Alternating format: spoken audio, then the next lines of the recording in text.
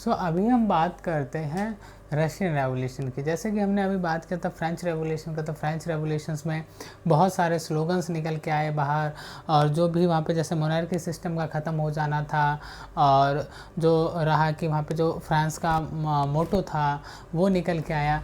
तो अभी Russian revolution actually जो उसके मेन पार्ट्स हैं, अगर हम रशियन रेवोल्यूशन की बात करते हैं तो रशियन रेवोल्यूशन के दो अलग अलग पार्ट है। एक तो रशियन रेवोल्यूशन है वो 1905 का है, और दूसरा है 1917 का।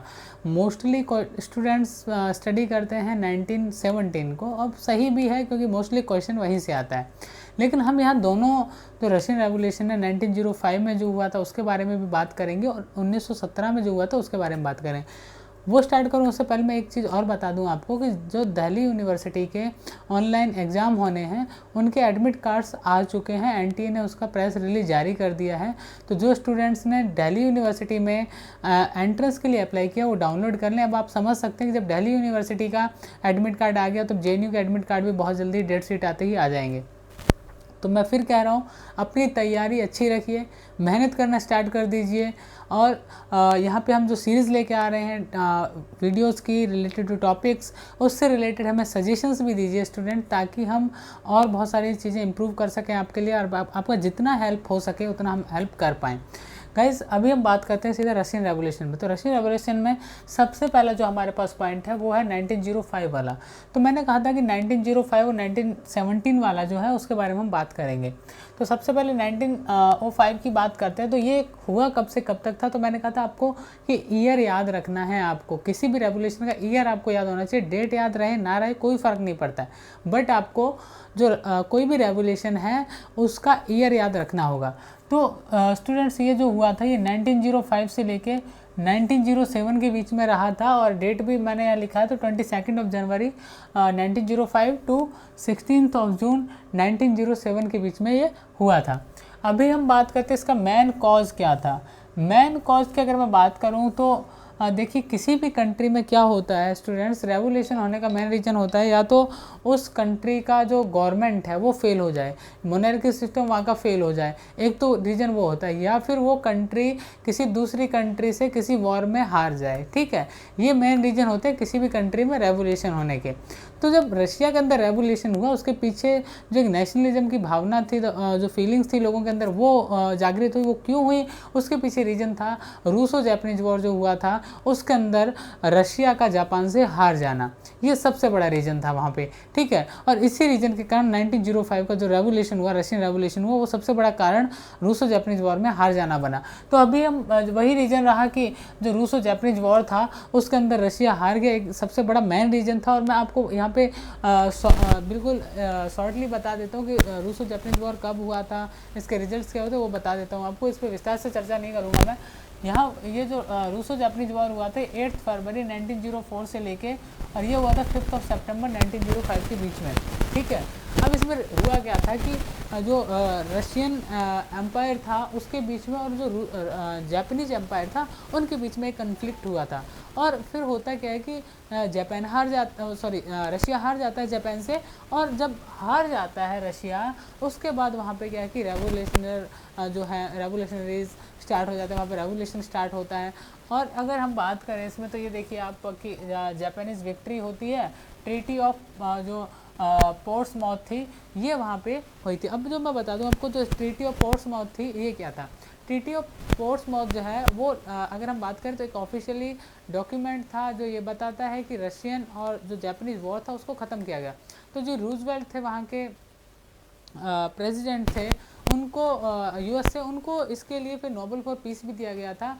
उसके साथ अगर हम बात करें आपसे तो जो ट्रीटी हुई पोर्ट्समाउथ की, ये केवल मेन पॉइंट ये है कि क्या था। तो ट्रीटी ऑफ पोर्ट्समाउथ है ये क्या था कि मोस्टली रशियन और जापानीज वॉर को ख़त्म करने के लिए हुई थी। ठीक है, संधि जिसे हम हिंदी में कहते हैं ट्रीटी को, और ये लड़ा गया था रशियन एम्पायर और एम्पायर ऑफ जापान के बीच में।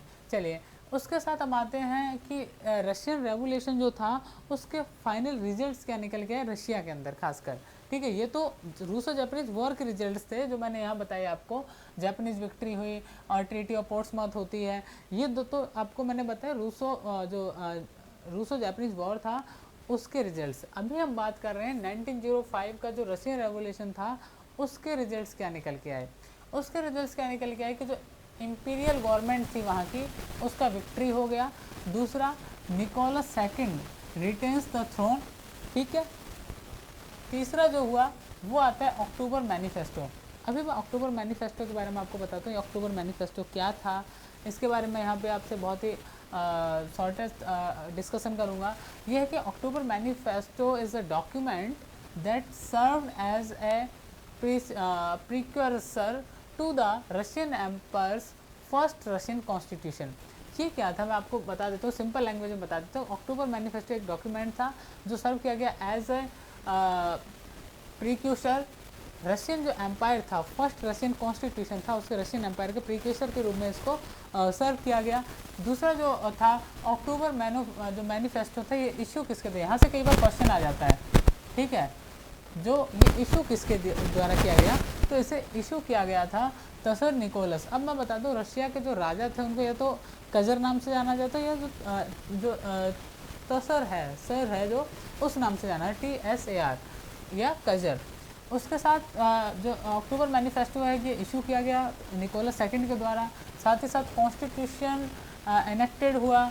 और जो सबसे बड़ी बात है वो ये कि इस्टेब्लिशमेंट हुआ the state Duma. State Duma का जो इस्टेब्लिशमेंट हुआ, आपको पता है कि डूमा जो वहाँ का मुस्लिम स्टेट पार्लियामेंट है उसको डूमा के नाम से जाना जाता है।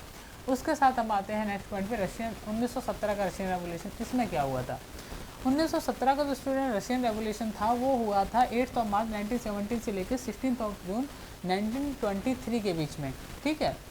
अब इसके मेन कॉज क्या थे, इसका मेन कॉज ये था कि जो 1905 में जापानीज़ रूसो जापानीज़ वॉर के अंदर जो हार हुई थी, और उसके बाद जो 1905 का अभी हमने पढ़ा रशियन रेवोल्यूशन हुआ था, उसने एक्चुअली जो 1917 का जो अगर हम कहें कि पटकथा कहें, उसका जो पूरा बैकग्राउंड है, सेटअप है, वो तैयार कर दिया था इसी 1905 वाले रेवोल्यूशन से। अब होता क्या है कि एक आपको पता है कि 1917 में जब इनका रेवोल्यूशन होता है, उस समय सबसे बड़ा आपको पता होगा कि वर्ल्ड के अंदर वर्ल्ड वॉर फर्स्ट चल रहा था। और जब वर्ल्ड वॉर फर्स्ट चल रहा था तो वहाँ पे एक बहुत बड़ा जो अगर कहेंगे नुकसान पहुँच रहा था वहाँ के रशियन जो सोल्जर्स थे।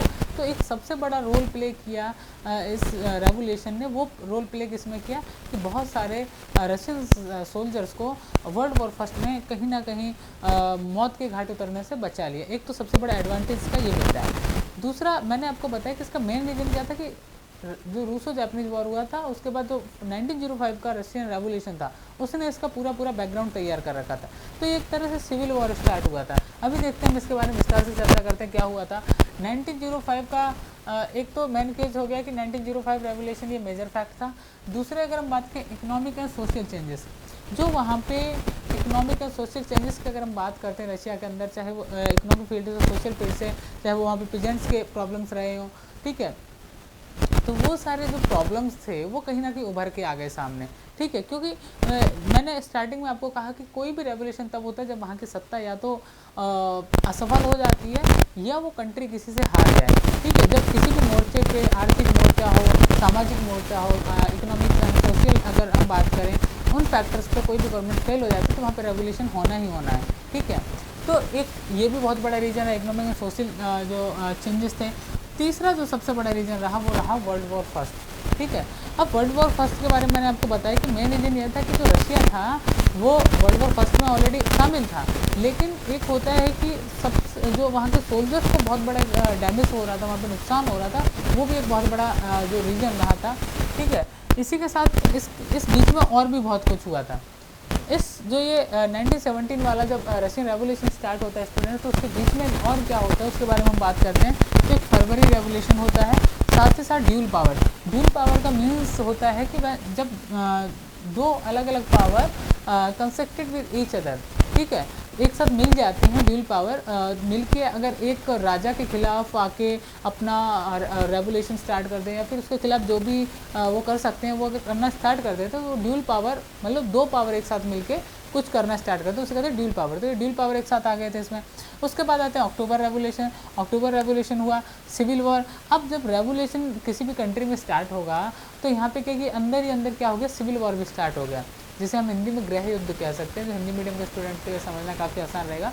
ऐसे हम हिंदी में गृह युद्ध के नाम से जानते हैं, ठीक है।